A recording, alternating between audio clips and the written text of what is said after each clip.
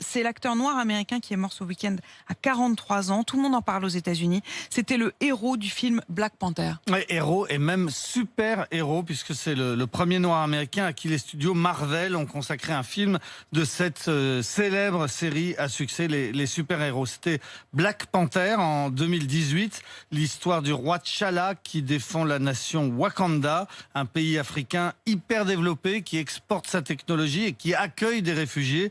Tout l'inverse donc des clichés qu'on a en tête sur l'Afrique. Résultat, un carton, 1 milliard de dollars de recettes au box-office, plusieurs nominations aux Oscars d'Hollywood et l'acteur principal dont la carrière explose. Il avait depuis tourné pour Spike Lee, il se préparait pour la suite, le Black Panther 2. C'était la consécration pour un petit gars de Caroline du Sud, issu de la classe moyenne, fils d'un commerçant et d'une infirmière. Il avait fait des études de théâtre.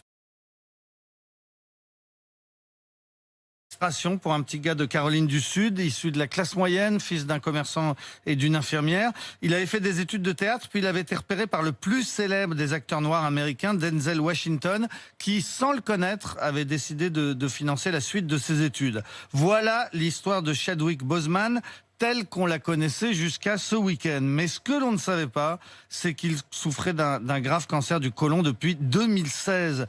Tous les tournages de ses grands succès depuis 4 ans, il les avait fait entre 2 opérations, et il y en a eu beaucoup, entre 2 chimiothérapies, il y en a eu beaucoup aussi.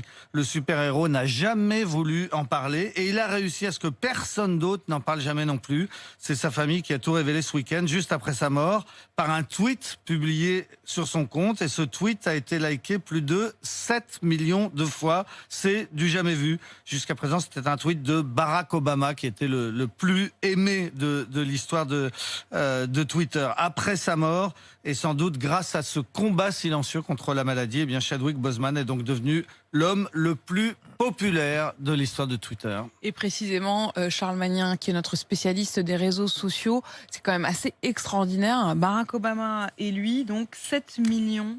7 millions.